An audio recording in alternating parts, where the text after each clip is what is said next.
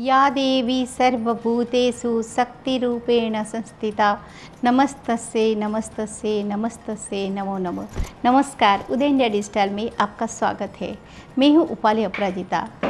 इस संपूर्ण संसार में माँ जगदम्बा अलग अलग रूप में विराजमान है। वो भक्तों की अलग अलग मनोकामना पूरी करने के लिए अलग अलग रूप धारण करती है। इस बार नवरात्रि के अवसर पर हम आपको देवी के अलग अलग स्वरूपों के बारे में बता रहे हैं। आज मैं आपको देवी के एक विचित्र स्वरूप के बारे में बता रही हूँ, जिनकी चर्चा बेहद कम होती है। यह है बिमला देवी, जिनका निवास स्थान उड़ीसा का पुरी मंदिर है। वैसे तो पुरी मंदिर को जगन्नाथ मंदिर के नाम से जाना जाता है। यहाँ स्थापित बलभद्र, सुभद्रा और जगन्नाथ की पूरे संसार में पूजा होते हैं। लेकिन आपको ये जानकर आश्चर्य होगा कि यह मंदिर वास्तव में माँ बिमला का है और इस मंदिर में रहने के लिए भगवान जगन्नाथ माँ बिमला को प्रतिदिन एक थाल खिचड़ी का भोग किराए के रूप में देते हैं। माँ बिमला ही इस विश्व प्रसिद्ध जगन्नाथ मंदिर की संरक्षक भी है। दरअसल इस मंदिर में भगवान जगन्नाथ द्वापर में आए, जब श्री कृष्ण इस संसार से अपने माया समेटकर गोलोक चले गए। लेकिन अंतिम संस्कार के बाद भी उनका हृदय धड़कता ही रहा, जिसे पांडवों ने समुद्र में प्रवाहित कर दिया। वो हृदय बहता हुआ पुरी में आया, जहाँ के राजा को स्वप्न आया और उसने उस काष्ठ रूपी हृदय से भगवान जगन्नाथ की प्रतिमा बनवाई।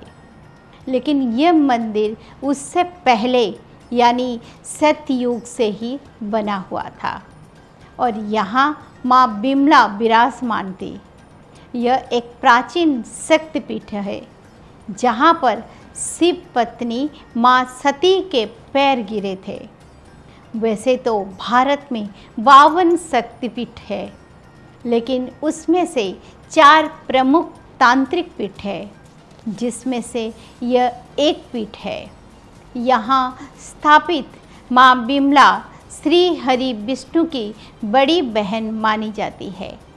तो ऐसा माना जाता है कि अपने हाथों से यादव कुल को नष्ट करने के बाद श्री कृष्ण, बलभद्र और सुभद्रा ने बिमला देवी के पास आकर शरण ली, जिन्होंने उन्हें मातृभाव से अपने आंचल में स्थान दिया।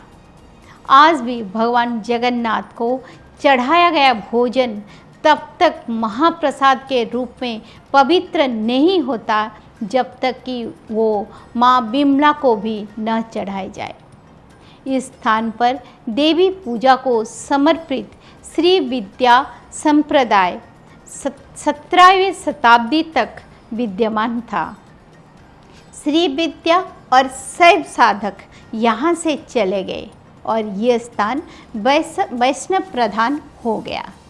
लेकिन आज भी आश्विन नवरात्र के समय देवी बिमला को पूजा पूरे 16 दिनों तक की जाती है, जिसका समापन विजयदशमी के दिन होता है। यह पूजन पूरे तांत्रिक विधि विधान से होती है, जो रात में की जाती है और इसमें के पुरी के राजा भाग लेते हैं।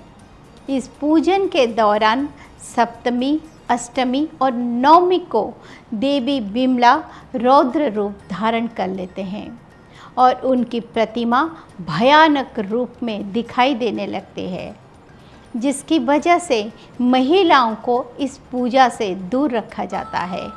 बिमला देवी की महत्ता इतनी ज़्यादा है कि हेवज्र तंत्र, तंत्र चूड़ामणि, कुब्जिका तंत्र, देवी भागवत पुराण, प्राण तोषिनी तंत्र, बृहन्ननीला तंत्र आदि ग्रंथों में इसका विस्तार से जिक्र किया गया है। और इसे सिद्धपीठ के रूप में मान्यता दी गई है, जहाँ पर अलौकिक शक्तियाँ विचरण करती है, जिनमें डाकिनी, साकिनी और मातृकाएँ भी शामिल है। स्वयं देवी बिमला भी जगदम्बा की उग्र शक्ति है, लेकिन वो अपने भाई जगन्नाथ स्वामी द्वारा निर्धारित किए गए अनुशासन में आबद्ध है। भगवान जगन्नाथ ने देवी बिमला और उनकी उग्र श्मशानी शक्तियों को कलिकाल का अंत तक के लिए वचन में बांध रखा है।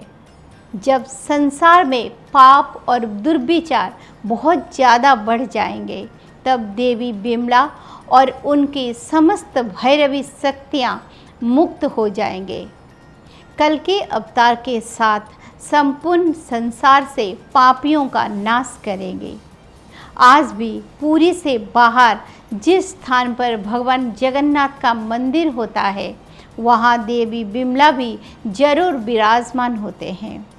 इस वर्ष पूरे नवरात्रों में आपको इसी प्रकार देवी के अलग अलग और अद्भुत स्वरूपों की कथा सुनाती रहूँगी। जय माँ बिमला।